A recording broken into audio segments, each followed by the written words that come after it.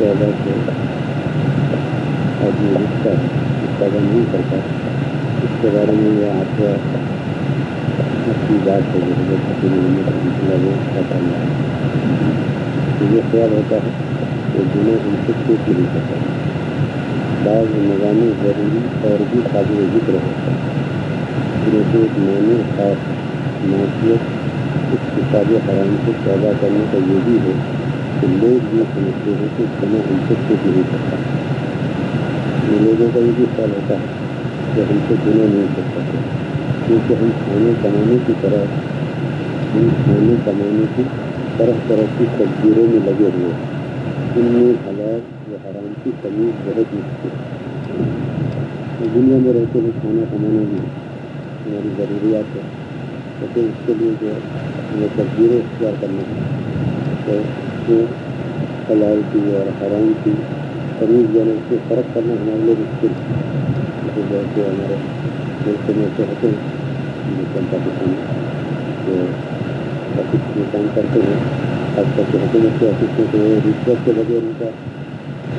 وہی ذہن میں ہوتا ہے جس کے بغیر ہمارا کیسے کام چلتا ہے۔ حالانکہ انہیں کام کرنے والوں میں بعض بندے ایسے بھی ہوتے ہیں جو انہیں ملکوں میں کام کرتے ہیں لیکن رشوت کے اخلاق پرہیز کرتے ہیں اور اللہ تعالیٰ کی نافرمانی سے بچتے ہوئے کام کرتے ہیں۔ ایسے لوگ کم ہیں لیکن ایسے بہت بڑے آدمی میں وہاں بیٹھا ہوا پتہ نہیں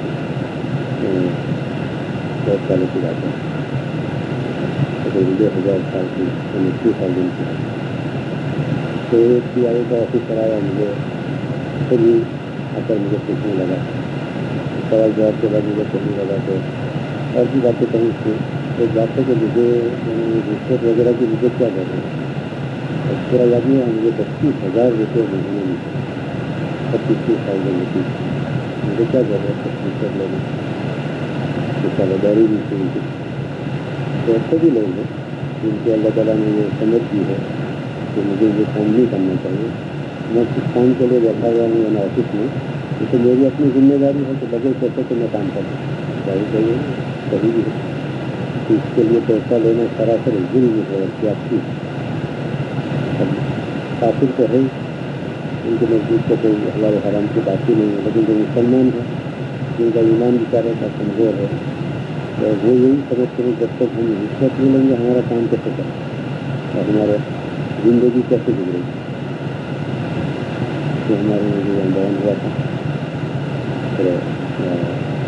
سوشل محسوس کا تھا تو وہ یہ کرنا رہے کہ آپ کا جانے مجھے پتا نہیں دیں۔ تو ہمارے یہاں دو بنیادیں تھیں اسلام کی جس کے اندر یعنی دو اہم باتوں پر یہ اس کی بہت تاکید کی تھی، ایک تو سادگی اور دوسری ہے حیا۔ تو سادگی کے اوپر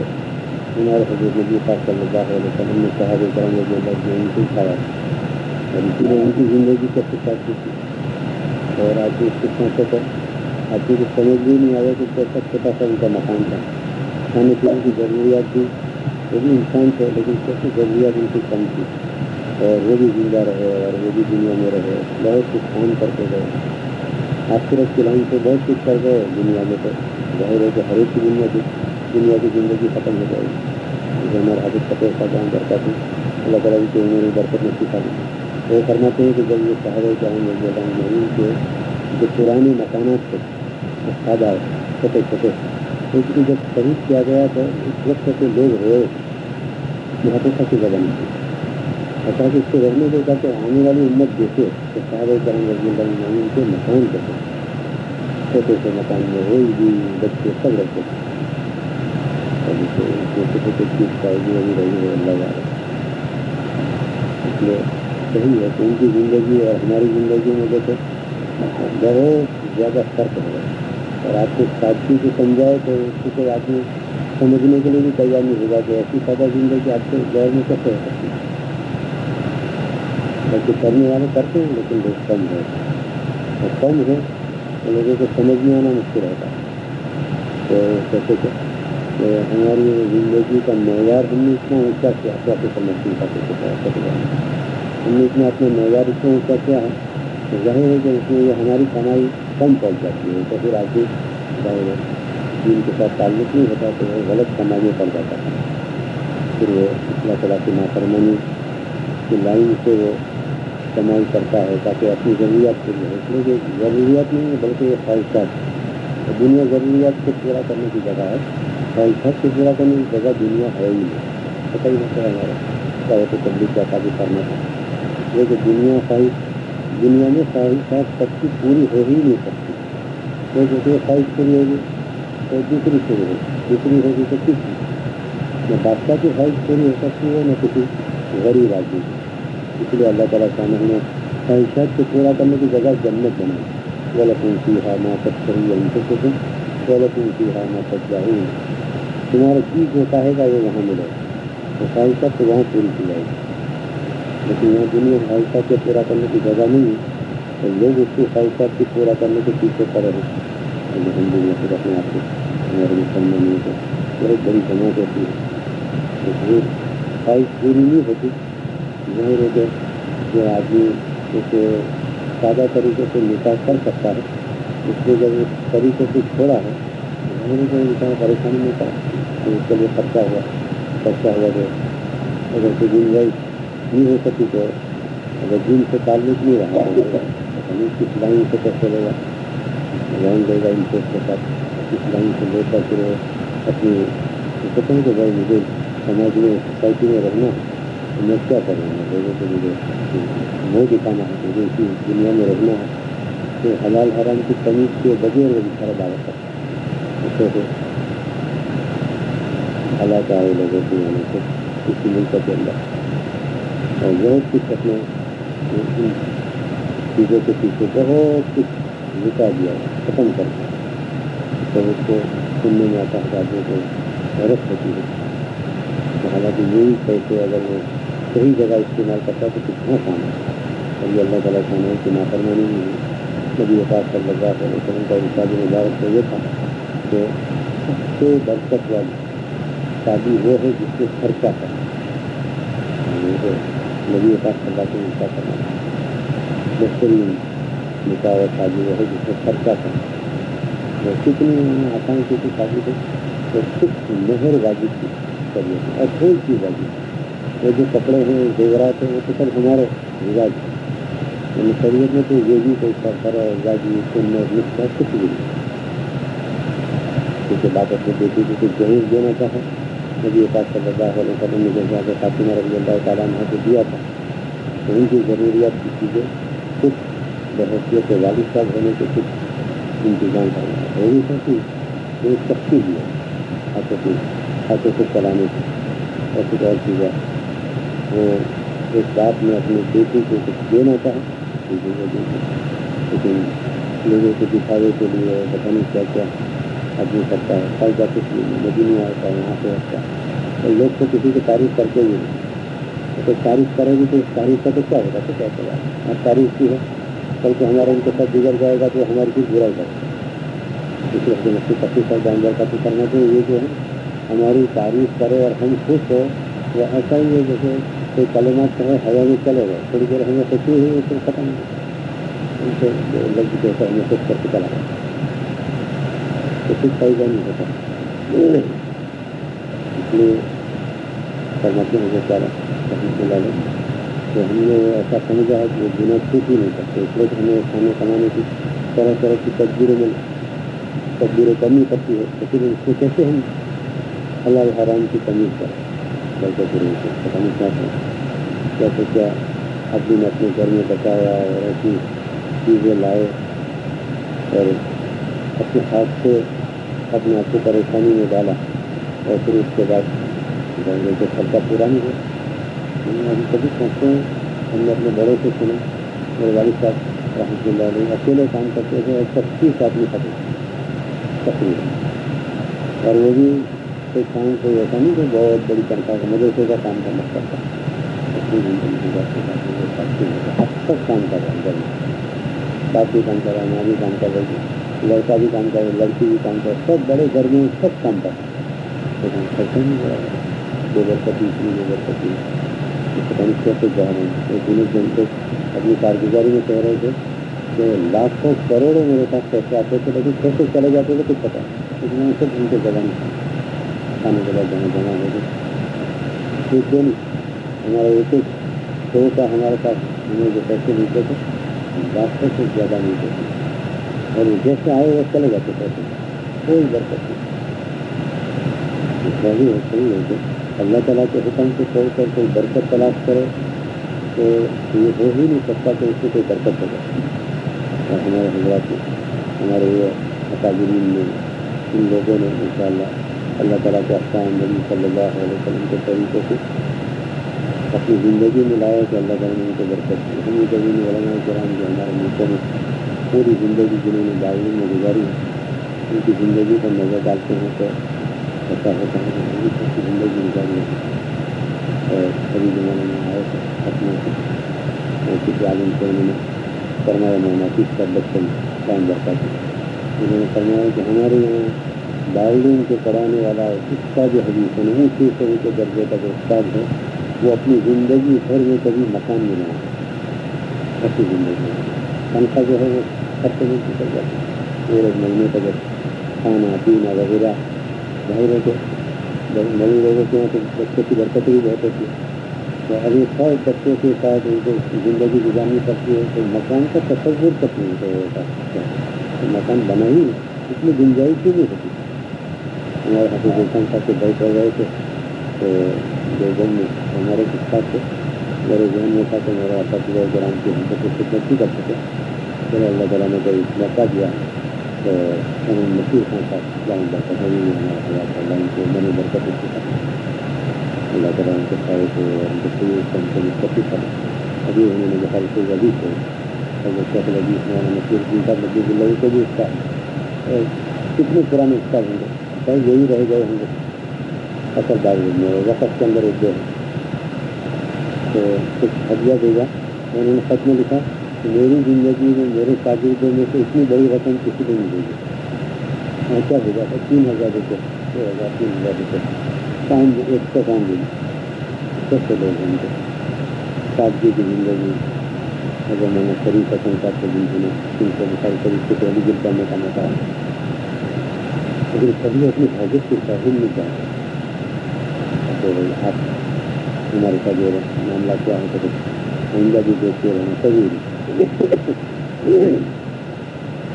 اسی طرح ہمارے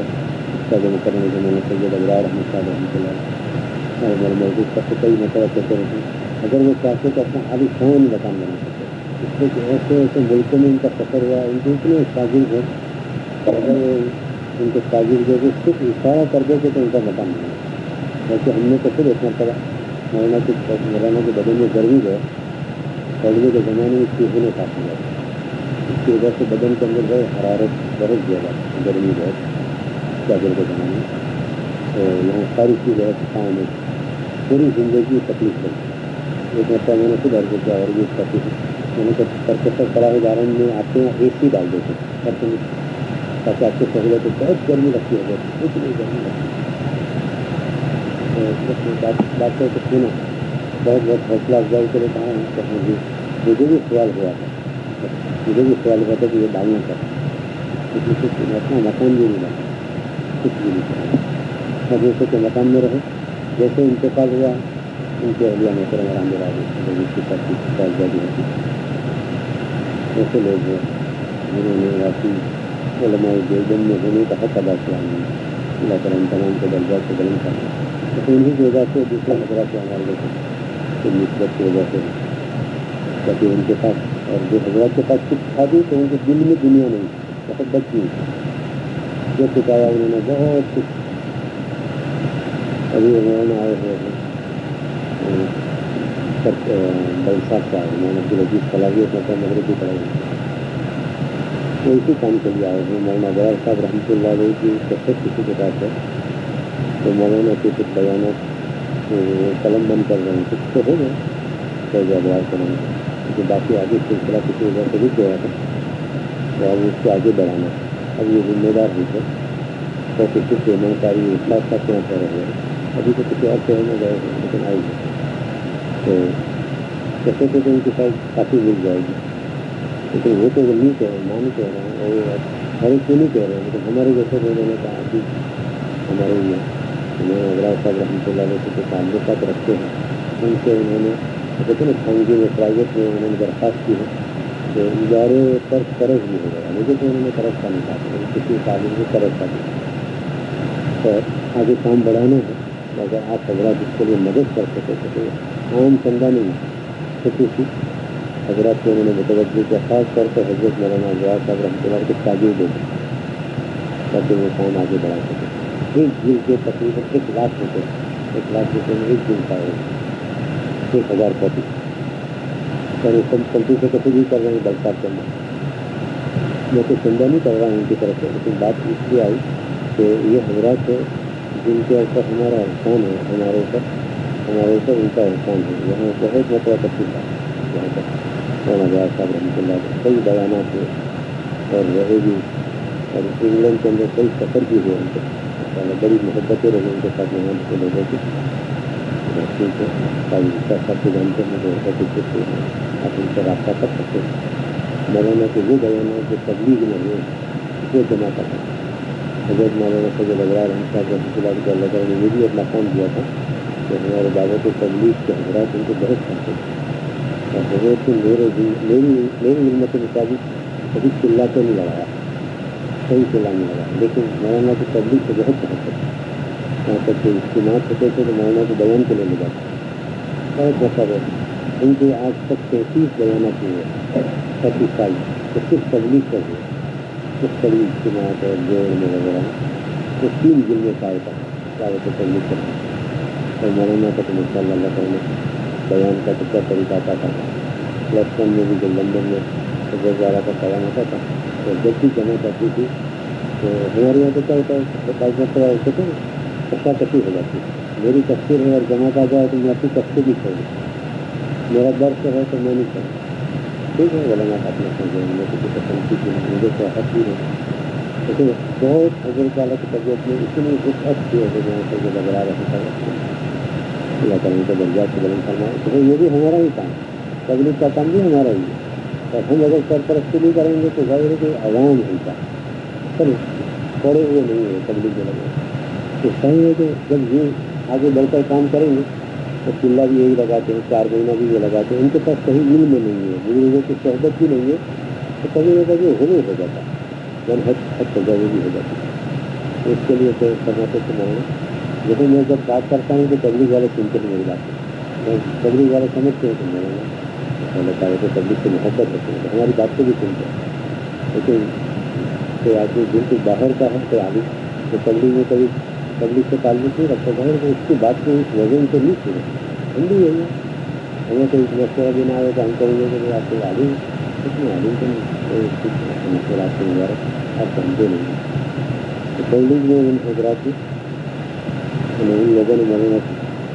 بہت ہی قدر کی ان لوگوں، اور مولانا نے کئی مرتبہ ان کی جو بات کہنی تھی مولانا نے بلا جھجک بھی کہی ہے، خاص بیان تو میں نے خود سنا، مولانا نے ان کو بہت پیار سے محبت سے سمجھایا کہ بیٹا تم اچھا کچھ کیسی بات ہے، میرے تو سائے کی تو ایسی مثال دیتی ہے کہ اس وقت ایسا مفتی امام رکھتا گھر کا بھی تشکیلہ ہوتا تھا جنہوں نے اس کا عمل کیا، جس مسجد سے حضرت کا قیام ہوا فضائل کی تعلیم خود کی، تو مجھے تو دعوت والے کینیڈا والے تو میں کہوں گا کہ میں تو اس کے لیے آیا، میں تبلیغ کے لیے آیا، میں فضائل کی تعلیم بھی نہیں کروں گا، میرے کو دیکھوں گا بھی مولانا ابرار صاحب رحمۃ اللہ علیہ نے پلس 1 میں خود حاضری کرنا پورے مہینے خود تعلیم خدا کی تعلیم عوام بیچارے کرتے ہیں، ہمیں رحمۃ اللہ نے بڑی شان کی باتیں اس کی جمع، لیکن حضرت میں ایسا نہیں تھا تبلیغ والوں کو کہ تمہاری تعلیم میں سب سے کمرے میں ذکر کرتا ہوں یا تلاوت کرتا ہوں، حضرت نے خود تعلیم کی پورا نہیں، تو میں نے سنا کہ مفتی انہوں نے لگتا کام برکات میں چاکلین پر تعلیم کا سلسلہ میں انہوں نے کہا بھی آپس میں ایک پیار محبت سے تعلق کے ساتھ رہنا ہے، جس میں آدمی کو کھنچاؤ نہ ہو کہ بھائی یہ تبلیغ کا کام 3 لوگوں کا ہے اور علماء کا کام اور ہے، خانقاہ والوں کا کام ہے، سب ہمارا کام ہے، سبھی نبی پاک صلی اللہ علیہ وسلم کے کاموں میں سے جو کر سکتے ہیں آدمی تینوں میں کرے، ظاہر ہے کہ تینوں میں کرنے والے تو لوگ کم ہوتے ہیں تو ایک کام کر سکیں گے، جو عوام ہے تو بیچارہ تبلیغ کے کام کر سکیں گے، اس لیے کہ وہ علماء نہیں ہے، تو وہ کوئی بڑی تفسیر اور درس دیں گے اور اسی طریقے سے بیانات کریں گے. تو یہ حضرات جو ہے ماشاء اللہ ان حضرات کی زندگی ایسی گزری ہے اور صحیح بات ہے جو مولانا سلطان صاحب نے بھی دام برکتیں کرنے کے ہیں کہ ہم لوگوں کی جو امدادیں ہیں رقم ہے صحیح جگہ پہنچتی نہیں. ایک طرف ہم دیتے ہیں تو سب ایک طرف ہی دیتے ہیں. یہ ایسے بھی لوگ ہیں جو واقعی زکوٰۃ کے مستحق ہیں. صاحب رحمۃ اللہ کو میں نہیں کہتا ہوں کہ سید خاندان مفتا بھی قول بھی یہی ہے. آج بھی فتویٰ اسی پر دیا ہے کہ سید خاندان کے کسی بھی غریب کی زکوٰۃ کیا دینا جائز ہے. ایسے کچھ علماء میں گنجائش بھی ہے لیکن محتاط علماء کا قول تو یہی ہے. تو میں مولانا کی بات نہیں کر رہا ہوں, دوسرے علماء کا جو بڑی بڑی کتابیں پڑھاتے ہیں. اچھا تو نہیں لگتا کہ ان کو کوئی آدمی زکوٰۃ دے. بہرحال للہ رقم سے آدمی مدد کریں گے. اللہ تعالیٰ نے دو چار پیسے دیے ہیں, للہ رقم دینے والے دیتے بھی ہیں اور اللہ تعالیٰ بہرحال لوگوں کو توفیق بھی عطا کرنا. تو ایسے لوگ ہیں ہر مدرسے کے اندر, ہر ادارے کے اندر. اب تحقیق کریں گے تو ایسے بہت متقی پرہیزگار پابند مدرسے کے قوانین کے, اور وہ ماشاء اللہ خدمت میں پوری زندگی گزارتے ہیں. انہیں ایسا سمجھے کہ جس مدرسے میں انہوں نے پڑھانا شروع کیا ہے وہیں سے ان کا جنازہ نکلا. ہمارے مولانا الحمد للہ صاحب رحمۃ اللہ علیہ جو ایسے تو پشاور تھے لیکن لکھنؤ میں کچھ قیام ہوگا یا شاید طب یا حکیم بنے ہوں گے تو وہاں سے پھر لکھنؤ سے مشہور ہو گئے. ڈابل میں تشریف لائے اور جو مولانا سید الحمد للہ صاحب رحمۃ اللہ ان کا بیٹا یہاں سے کام میں شادی کے لیے آئے ہوئے. تو پوری زندگی ڈابل میں ایسے ہی گزاری. علم حیت کی کتاب پڑھاتے تھے. اتنی نرم طبیعت کے ہیں. ہم نے کسی پٹھان کو ایسا نرم نہیں دیکھا. پٹھان کی طبیعت بہت نرم ہے لیکن ان کو بہت نرم دیکھا میں نے. سید الحمد للہ صاحب بہت اتنے طلبا غلط فائدہ بھی اٹھاتے تھے, بہت شفقت فرماتے تھے. بہت ہی خود حکیم بھی تھے, سب اپنے ایسے نسخے بھی بتاتے تھے. اور بازل کے رہنے والوں نے اپنے ہاتھوں سے دیکھا کہ ڈنکی میں آٹا پیسنے کے لیے اپنے سر پر اٹھا کر خود حدیث شریف پڑھا گیا. ہم نے بھی حدیث شریف ان سے پڑھا لیکن پوری زندگی طالب علم سے کام نہیں لیتے, کبھی کوئی کر لیا کرنا. اور ایسی زندگی ان کی خاموشی کے ساتھ گزر گئی. ایک پر تشریف لائے ہمارے یہاں. مجھے سب سے پہلا موقع تھا کہ نکاح پڑھانے کا. مجھے نے کہا یہ بھی ایک کام ہے. اب میں آئندہ ہفتے مجھے کسی جگہ جانے کا سوچ رہا ہوں. نماز کی بھی باری ہے.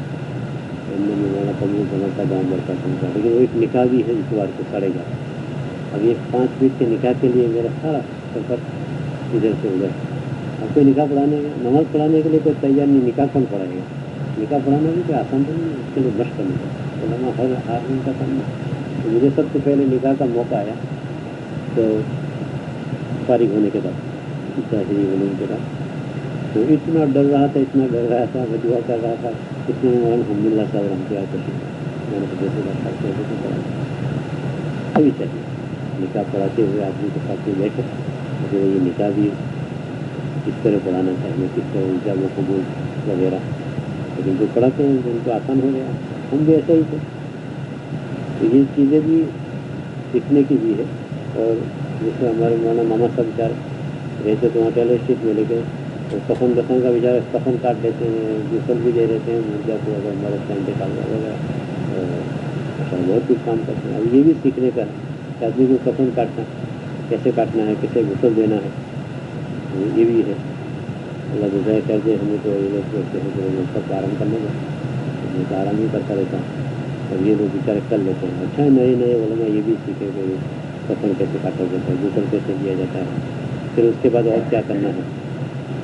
کس طریقے سے. کچھ پوچھتے بھی ہیں لوگ بیچارے. تو یہ فائدہ ہوتا ہے. ہمیں بھی لوگ پوچھتے ہیں اور پھر ہم مفتی حضرات سے رجوع کرتے ہیں تو ہمیں بھی سیکھنے کا ملتا ہے کہ بھائی لوگوں نے یہ پوچھا ہے, پتہ نہیں اس کا کیا جواب ہو. یہ اتنے علماء ہیں ماشاء اللہ, بہت کاٹلی میں. اللہ تعالیٰ کا فضل ہے, نعمت ہے. اللہ تعالیٰ اس کی قدر کی توفیق عطا فرمائے. تو ان کو آگے بھی بڑھنا چاہیے. ہمارے حافظ حسن صاحب نے اچھی ہمت کی ماشاء اللہ نماز پڑھا رہے ہیں. میں نے تو ان کی نماز کبھی سنی نہیں, اس لیے پہلی مرتبہ جمعہ کے دن اثر سے پڑھا رہے ہیں. ماشاء اللہ اچھی نماز پڑھا. ایسے ہی آدمی جو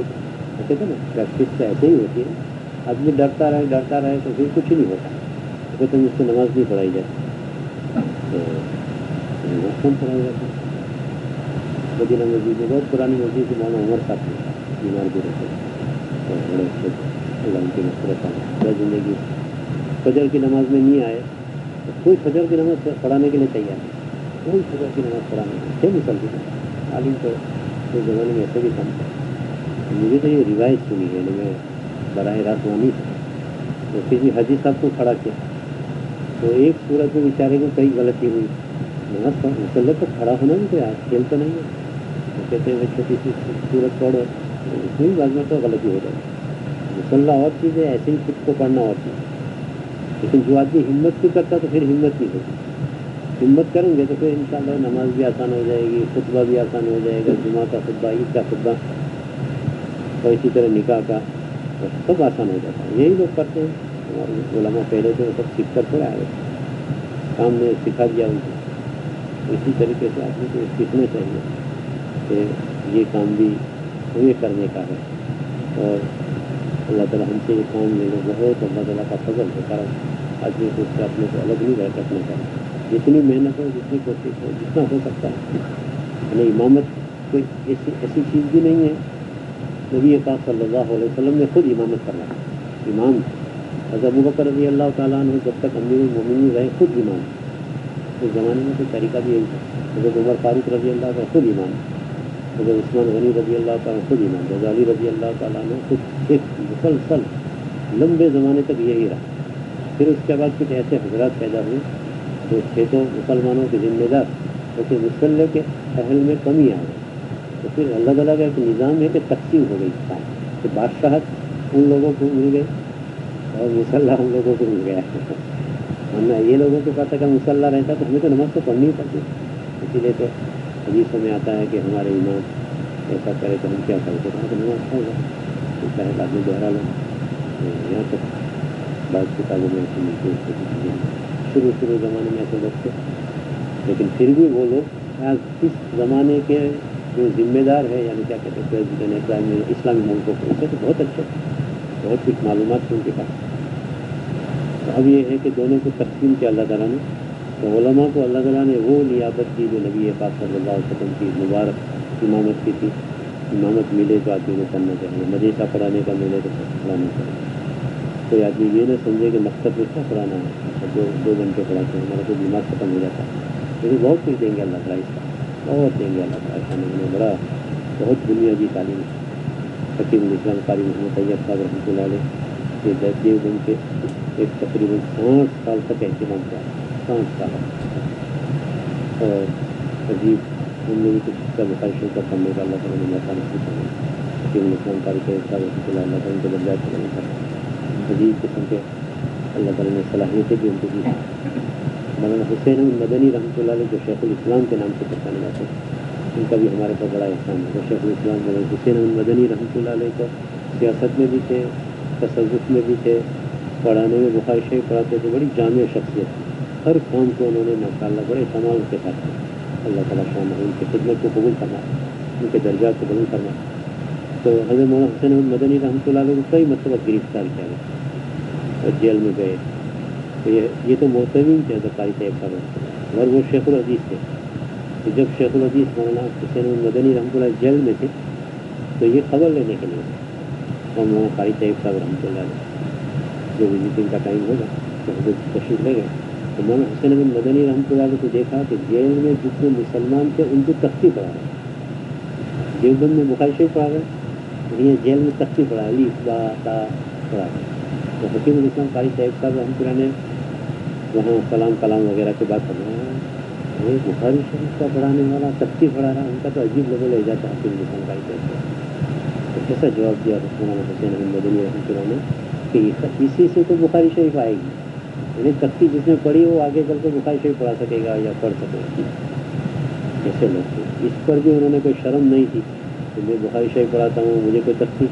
میں جیل میں دیکھتا ہوں دوسرا کوئی آدمی ہے کہ آپ کو تختی پڑھا دے، میں خود ہی تختی پڑھانا شروع کر، آپ کو بعض علماء کو تختی کیا پڑھا، تو ہمیں تنظیم بتائیے دے تو ہم تیار ہیں، یا نور الرضا دے یا ہدایت دے تو ٹھیک ہے، وہ تو تختی کے لیے جب موقع ملے گا یا کوئی مرکز والے دارالعلوم بری والے بلائیں گے تو میں انشاءاللہ پڑھاؤں گا، تو جس کا تعلیم الدین میں جگہ تو مل جائے گی، لیکن وہ تختی ہے، وہ لوگ کو ایسا سمجھتے ہیں،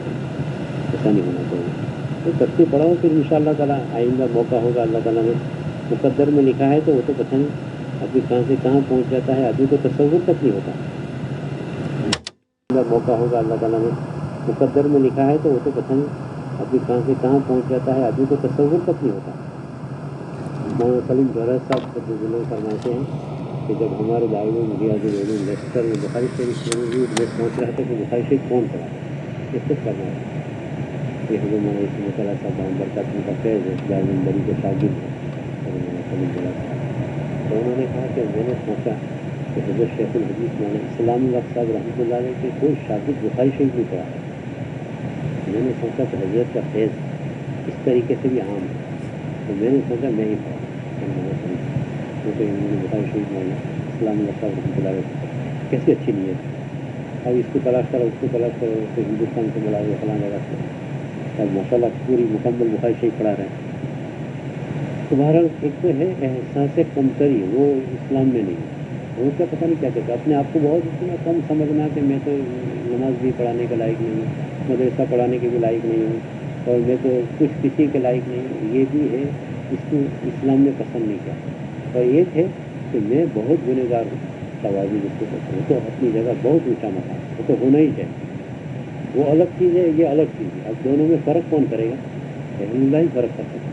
जो मशाइख होंगे उनके सामने बात रखेंगे कि मुझे ये दिल में ये आ रहा है, मुझे कोई नमाज़ पढ़ाने का कह रहा है, तो मैं नमाज़ इसलिए नहीं पढ़ाता हूँ कि मुझे फलां ख्याल होता है, तो वो बताएंगे कि तुम्हारा ख्याल सही है या गलत है। अगर वो बताएंगे ये सही है तो न पढ़ाओ, और अगर वो बताए कि नहीं ये नफ्स का ये भी एक मक्र है, वरना अगर अहल लोग खड़े नहीं होंगे तो ना अहल खड़े होंगे। उलमा सब में मौजूद है, और किसी वजह से इमाम साहब तशरीफ नहीं ला सके, उनको नमाज का कह रहे हैं, सब उलमा कह रहे हैं कि लाइक नहीं है, बहुत बनेगा, बहुत अच्छा बनेगा, तो समझना ही चाहिए।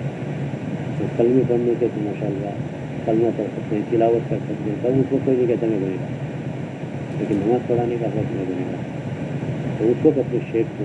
बताना चाहिए। हमने तो अल्हम्दुलिल्लाह हज़रत वाला रसूलुल्लाह सल्लल्लाहु अलैहि वसल्लम को कई चीज़ें ऐसी पूछी, अल्लाह ताला के दर्जात को बुलंद करना, अपने खुद नहीं फैसला करना। हमें तबलीग वाले कहें कि मैं बयान करो, लेकिन मैं बयान करूँगा तो मेरे तकब्बुर आ जाएगा, उज्ब आ जाएगा, बड़ाई आ जाएगा, तो शेख को पूछे मुझे ऐसा ख्याल होता है, वो बताएंगे। मैंने खुद पूछा जो शाह ऐसा बात रखा था, अल्लाह बड़ा में छप ही रहे 2 महीने 3 महीने हो गए, मुझे ऐसा ख्याल होता है कभी, तो मुझे आगे तो बाबा को चाहे बहन का तो दिल में ऐसा आता है, मुझे भी जवाब में करना ये सरकारी काम है, इसको मना नहीं करना। यही लफ्ज़ उन्होंने लिखा है अलग बात, उन्होंने मेरा नाम नहीं है, उसका वो नाम नहीं है, तो ये सरकारी काम है, यानी अल्लाह ताला की तरफ से काम है, उसको क्यों इनकार करें? कोई कह रहा है कि आपको ठीक है कोई उज़र हो तो बता, और किसी जगह जाना चाहते हैं वो तो बयान के लिए आ गए, बता दें कि पहले से मुझे एक जगह तो है, वो अलग चीज़ है, लेकिन सिर्फ इस वजह से कि मेरा दिल भी चाह रहा है और मैं बहुत गुनहगार हूँ, क्या बयान करूँ, ये अल्लाह ताला ने मौका दिया है दीन की बात कहने का, तो दीन की बात कह दें अल्लाह ताला। और अपने आप को सबसे पहले मुखातब कर, यानी मैं अपने आप को सुना रहा हूँ, फिर अपने भाइयों को, अपने सुनने वालों को मैं सुना रहा हूँ। ये चीज़ें पूछने की है, आदमी नहीं पूछता तो वो इसी तरह तरद्दुद में रहता है कि नहीं क्या मेरा हाल अच्छा है या नहीं। और इसमें बारीक बारीक फ़र्क है बाज़ मरतबा के, तो इस्तिग़ना बहुत अच्छी चीज़ है, लेकिन इस्तिकबार बहुत बुरी चीज़ है। इस्तिकबार और इस्तिग़ना यानी आदमी को दीन के बारे में जो एक मकाम दिया है, उसके अलग अलग तशरीह मुख्तसर है कि एक आलिम है, अल्लाह ताला ने एक मकाम दिया है, उसको चाहे कि इस्तिग़ना से रहे। तो एक तो ये कि बिला वजह अपनी कोई ज़रूरत जब तक मजबूरी न हो किसी के सामने ज़ाहिर न करे, तो एक आम है। लेकिन इससे भी ज़्यादा बारीक अगर मौलाना सैयद अबरार अहमद साहब रहमतुल्लाह अलैह फरमाते हैं कि दोनों को बाज़ मरतबा दोनों मिली हुई होती है सरहद, इस्तिकबार भी है, ऐसा लगता है इस्तिग़ना भी है, फैसला कौन करता है? हम समझते हैं कि इस्तिग़ना है, जैसे एक हदीस शरीफ में जिसका मफ़हूम है, बेहतरीन आलिम वो है कि जब लोग उसकी तरफ रुजू करें तो वो उनकी बात को बताए, है ना, बयान करें दीन की बात, और जब लोग भी बेपरवाह हो जाए तो वो भी बेपरवाह, तो इसकी क्या तशरीह होगी, वो क्या है मुहद्दिसीन में, तो उलमा जाने मुहद्दिसीन जाने इसका मफ़हूम है हमारे। तो अब ये हर जगह उसको आदमी फिट करे, جب بھی بیان کرتا ہے تو نہیں نہیں، تو آج بھی بے پرواہ ہو تو وہ بھی بے پرواہ ہو، اور کس موقع پر ہے اور کس وقت اس حدیث شریف پر عمل ہے وہ تو بڑے حضرات جانتے ہیں۔ ایسا نہیں کہ بھائی یہ حضرات کو کوئی طلب تو ہے نہیں، کیا ضرورت ہے بیان کرنے کی، یہ 5 آدمی بیٹھے اس میں کیا بیان کریں، بڑا مجمع ہو تو میں کوئی بیان بھی کروں، نہیں اکابرین کے سامنے ایسی چیز نہیں تھی کہ مجمع سامنے زیادہ ہو تو طلب ظاہر کی اور گنجائش بھی ہو جگہ۔ یہی مولانا ابرار صاحب رحمۃ اللہ علیہ، میں خود سفر میں تھا بروڈا، اور مولانا ایک مسجد میں نماز کے لیے تشریف لے، لیکن نماز کے بعد ادھر کا ایک نظام تھا سفر کرنا، دابل کے فارغ وہاں امام تھے، تو مولانا کی طبیعت جو سادگی بھی بہت تھی، بے تکلفی بھی بہت تھی، مولانا ابرار صاحب رحمۃ اللہ شاگردوں کے ساتھ بڑے ہنسمکھ رہتے تھے، تو شاگرد بھی بعض مرتبہ اس بے تکلفی کا غلط فائدہ اٹھاتے تھے، ایسی بات کر دیتے تھے جیسے کوئی ہمارا ساتھی ہو، حالانکہ استاد اس میں تو بات کر رہے تھے۔ تو وہ بیچارے امام صاحب، مجھے اس وقت تھوڑا ان کا نام یاد نہیں رہا، ان کے گجراتی امام، تو بروڈا کی مسجد میں مولانا ابرار صاحب رحمۃ اللہ علیہ جیسے مسجد میں داخل ہوئے، ہم بھی ساتھ میں تھے، تو مولانا کو دیکھنے کے بعد مولانا کو انہوں نے عرض کیا کہ مولانا آپ نماز کے بعد بیان کر، میں نے کہا مجھے جانا سب کیب ہو چکا ہے نظام، اس لیے میں بیان نہیں کر سکتا۔ ٹھیک ہے، بات صاف ہو گئی، امام صاحب کو بھی اصرار نہیں کرنا چاہیے، بات تو ختم ہو گئی، مولانا نے اپنا ادھر بتا دیا۔ اب امام صاحب کو پتہ نہیں کیا ہوا، نماز کے بعد اعلان کر دیا مولانا کے نام کے ساتھ، تو مولانا تشریف لائے ہوئے آپ ادھر تشریف دیکھ رہے ہیں۔ اب یہ دیکھو کیسا موقع، شاگرد تھے تو شاگرد کی اصلاح بھی ضروری ہے، کوئی اجنبی آدمی نہیں تھا، عالم بھی تھے اور شاگرد بھی تھے۔ دوسرا یہ کہ پہلے بات ہو چکی ہے، اگر میں بیان نہیں کروں گا، مجھے مجبوری ہے، مجھے جانا ہے، اب 1 منٹ میں تو کیا بیان کرے آدمی، نہ مجھے مسلم پڑھتے ہوئے، ہم تو بہت مختصر پڑھتے ہیں، بعض تو بڑا لمبا خطبہ پڑھتے ہیں، اور خطبے پڑھتے ہوئے 1.5 منٹ ہو جاتی ہے، پھر اس کے بعد پتہ نہیں وَنَحْنُ عَلَىٰ ذَٰلِكَ مِنَ الشَّاهِدِينَ وَالشَّاكِرِينَ، پھر اس کے بعد پھر نظم بھی تھوڑی سی پڑھتے ہیں، تو ظاہر ہے کہ ان کی تو ابھی گاڑی اسٹارٹ ہوتے ہوئے بھی دیر لگتی ہے، تو اب یہ 5 منٹ تو اسی میں لگ گئی، وہ پھر اس کے بعد تمہید ہوتی ہے، پھر تمہید کے بعد اصل مقصد ہوتا ہے، تو وہ تو آدھے گھنٹے سے پہلے بیان تو ختم ہوتا ہی نہیں، تو مولانا نے بڑے مجموعے سے فرمایا میں بیان نہیں کروں گا، مولانا نے محبت سے اعلان کر دیا، مجھے جانا اصل کی نماز پڑھے، سنت بھی نہیں کی نماز پڑھے، دینا چاہتے، لیکن اصلاح مقصود کی اپنے شاگرد یہ بھی ہے نا، ایسا نہیں کوئی موقع ملا تھا مولانا کو تو کم سے کم 1-2 بات تو کہہ دیتے، تو کہہ سکتے تھے، لیکن اس کا غلط فائدہ ہوگا کہ آج ہم نے وہ حکیم الامت رحمۃ اللہ کا اصول ہے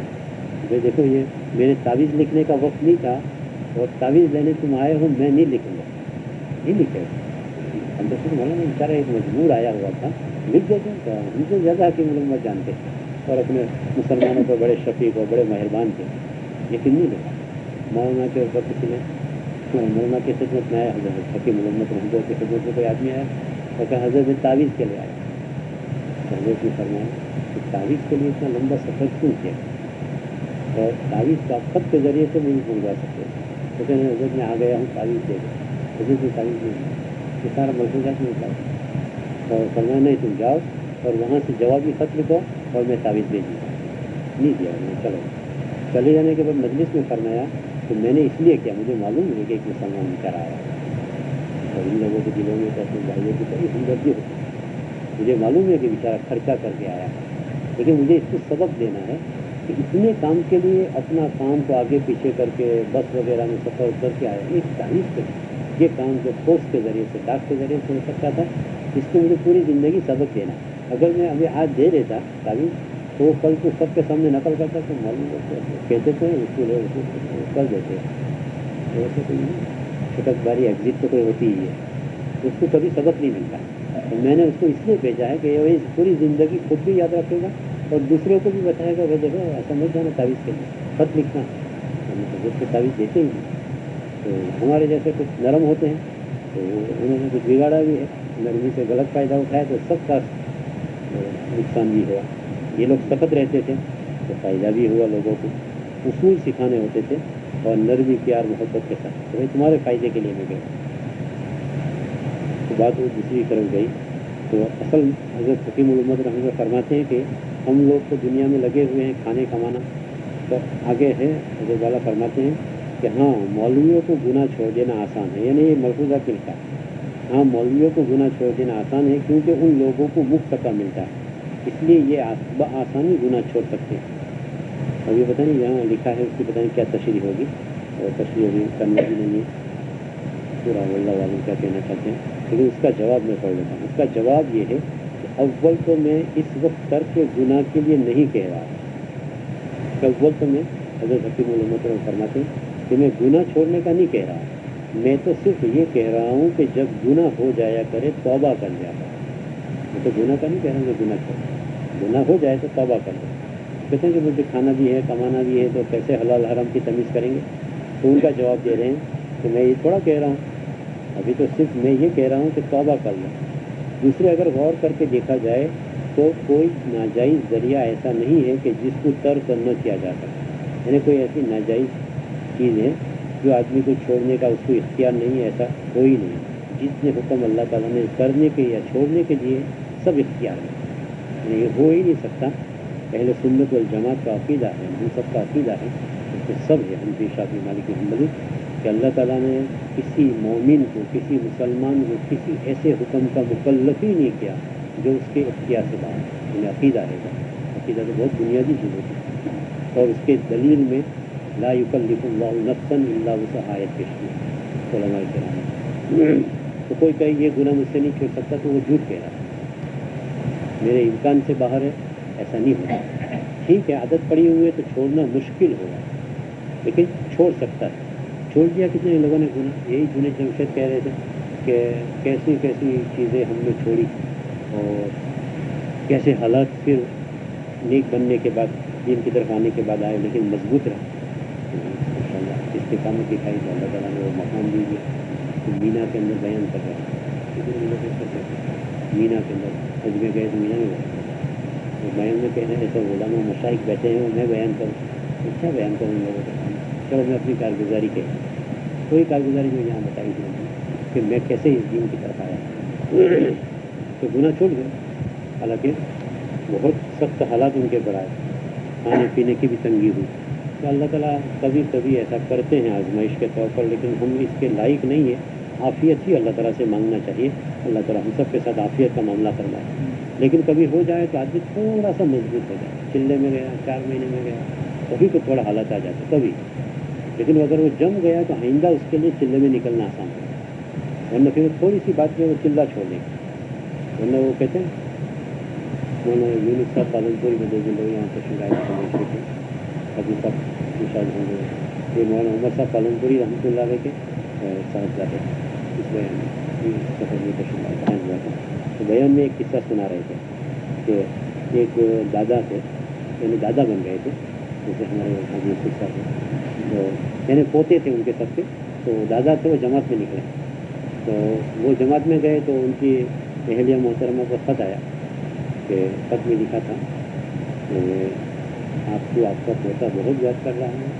और आप जिस कमरे में आराम करते हैं उस कमरे की तरफ जाता है और रोता है, दादा दादा दादा।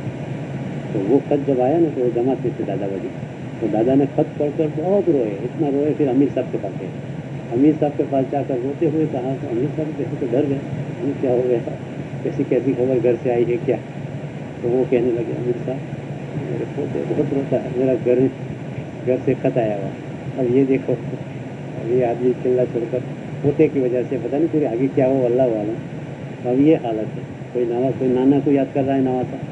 कोई पोता दादा को याद कर रहा है, तो जमात में गए हुए हैं तो उनको भी बेचारे को वक्त पूरा करना मुश्किल है। ऐसा तो नहीं होना चाहिए कि अभी इस काम के लिए तो दादा तो याद करेगा, भाई दादा जब दुनिया में नहीं रहेंगे तो क्या होगा, हमेशा तो कोई रहना ही नहीं। तो दादी अम्मा को भी चाहिए कि उनको आदत दिलाए, आदत कहे और बात कहे तरजीब की कि दादा बाजी अभी आ जाएंगे इंशाल्लाह, अभी गए हुए हैं, अभी आ रहे हैं, चिल्ला पूरा होने में क्या दे लगता है, अभी आ जाए। तो झूठ भी नहीं है, दुनिया के एतबार से चिल्ला कुछ भी नहीं। तो ये सब छोटे छोटे बहाने से आदमी अपने काम को आगे पीछे नहीं कर सकता, वो बेचारे जमात में नहीं जाता। तो अच्छी दिन मतलब आवाज़ लगाई वो क्या नहीं, ठीक है अपनी मजबूरी होती है, लेकिन आदमी कुछ न कुछ वक्त लगा लो, कभी 3-3 दिन। ये हमारी अम्मी जी ज़्यादा करके ये हमेशा पाबंदी से मरकज़ पर जाते हैं, हमेशा पाबंदी। मैंने नहीं देखा तो बेचारे जुमेरा तो मरकज़ पर नहीं जाते। तो मुझे मालूम है कि उनके बारे में कहा कि भाई आपके लोग कुछ لمبا وقت بھی لگاؤ یا 4 مہینے تو وہ لگاؤں گا. نیچے سے شروع کیا ہے. نہیں بعض لوگ اوپر سے شروع کرتے ہیں, پہلے ہی 4 مہینہ لگاتے ہیں, اور بعض نیچے سے شروع کرتے ہیں ہماری طریقے سے کہ بھائی تعلیم ہے, کبھی کوئی دن 2 دن چلا گیا, ابھی اوپر کی سیڑھی پر ہم بھی نہیں پہنچے, اللہ تعالیٰ انشاءاللہ پہنچا دیں گے. تو ہمیشہ پابندی کی جس دن انتقال ہوا ہے وہ جمعرات تک, اور جمعرات کو وہ کچھ ٹاؤن میں گئے, کچھ بل بھرنا تھا, کچھ کام تھا, وہاں بھی انہوں نے کہا کسی کو آج جمعرات ہیں کہ مرکز جانا, اور بیچارے 12 بجے آئے تو تھوڑی ہوگی تم کے ساتھ کوئی معمولی میں سمجھے کہ بھائی مرکز جاتا ہوں, اور مرکز جانے میں کیا ہوگا, مرکز تو 4 مہینے جاؤں گا, مرکز کے بعد میں جاتا رہا. پر جمعرات کو جانے سے تو شروع کرو,